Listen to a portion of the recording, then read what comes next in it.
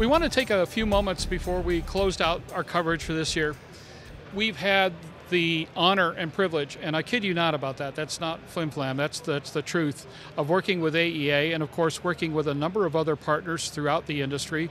We do live coverage of MBAA, we do live coverage of Oshkosh, we do live coverage of a great many events. This year we actually added the Balloon Federation of America to the list.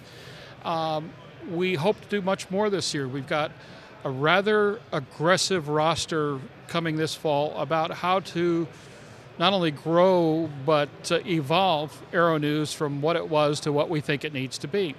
But one of the things that's incumbent upon us is to tell you, the folks in the community, and especially the newsmakers, the folks that we cover, that there's a lot that you could do to be a part of this system. Tom and I, Tom especially, receive a great deal of material, and we've got a couple of ideas we'd like to run past you. First of all, more important than anything else, no matter how good, how bad, whatever, when you have news, when you have information, please send it along. We're the easiest people to get a hold of. Our numbers are answered 24/7, or at least I do. The news at aero-news.net or editor at aero-news.net addresses take in all kinds of data. Don't be afraid to send big files, whatever the case may be. If you have something truly humongous, let us know. We'll give you an FTP account. But there are so many amazing things happening in the aviation community that we want to do a tremendous amount of outreach to help people be educated about how they can make better news and be better news partners. Tom, you deal with this every day. I certainly do, and I can't tell you how much I appreciate, Jim, the folks that do send their content in a timely manner. It's always very well appreciated because we like to be able to be on top of things as well. Obviously, we're a news organization. We do want to take enough time to be sure that we get it right, but we like to be fast as well. And so getting information to us in a timely way is very important. If you do have some kind of a graphic or artwork that you would like to send along, as Jim said, we can handle pretty big files, and if you think your file is too big for us to get into an email box, then we can accommodate that as well.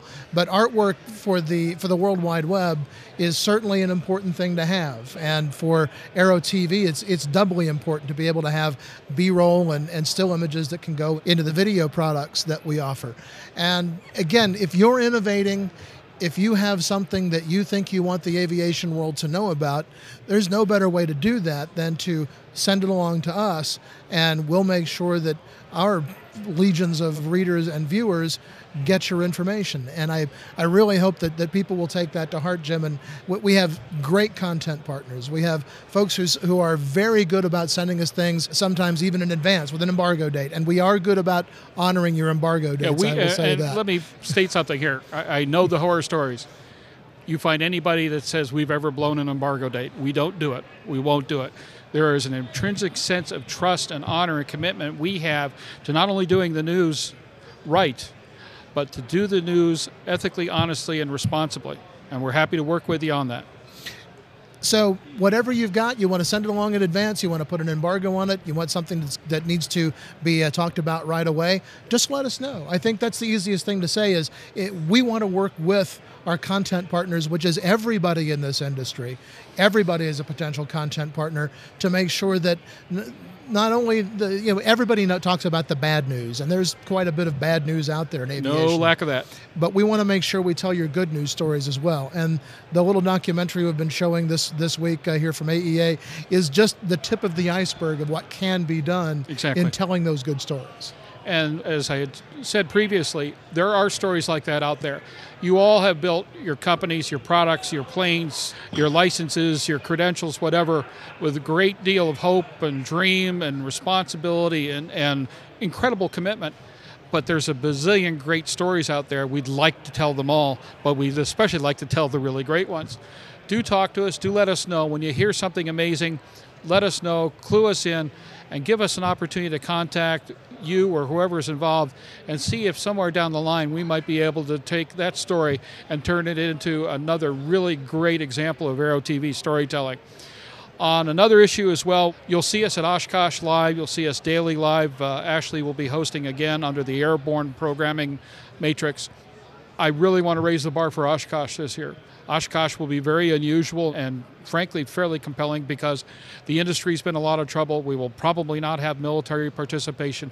EAA, Oshkosh, AirVenture are going to have to survive on its own wits. It is aviation's greatest gathering. We want to tell the tales, the stories, the announcements, the news of aviation's greatest gathering.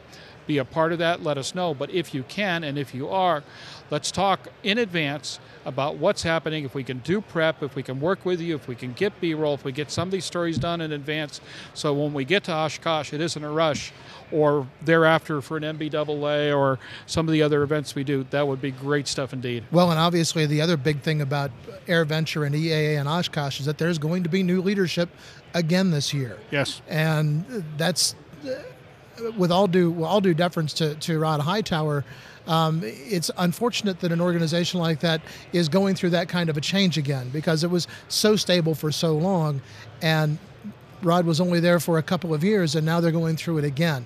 That's going to be a story that I think, Jim, that we're going to obviously take a great deal of interest in, to see who the candidates are, to see who they select eventually to be the president and CEO of EAA, and what that means for not only that organization and that event, but for the industry in general, because they are a big voice.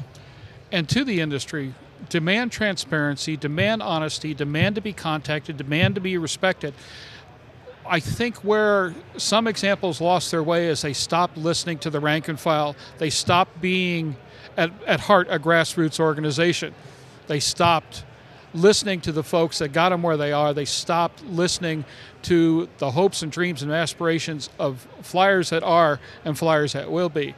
And right now is more... I think it's more important than ever before to be heard, to be counted, to be respected, which I think is critical to the whole issue, and more important, to give as much information as you possibly can so that the leadership of tomorrow makes sure that they know what you want. I think that's very well said. Well, and I'll never let that happen again. Well, yeah, you will. But it's been great here this week. I think I noted at the top of the show yesterday as we got kicked off, there has been kind of a sense of optimism here at AEA. I've talked to a lot of vendors who said they are actually writing purchase orders at this show, which some big ones. And some big ones as well, which when we talked with Mike Adamson yesterday, he said that everyone who comes to your booth at this particular show is probably a qualified lead. And so you might not think that was as unusual as it sounds, and yet it's been a little bit moribund the past few years. And Indeed. For companies to be writing purchase orders, to be doing business at this trade show, I think maybe there might be just a little glimmer of hope, a light at the end of the tunnel that's not New Jersey. And that would be a good thing. That'd be a great thing indeed. Well, folks, I got to tell you, it's been fun. It's been really fun, but it's over. Aero-TV's live coverage of the 56th Annual AEA International Convention and Trade Show is brought to you in part by the following sponsors: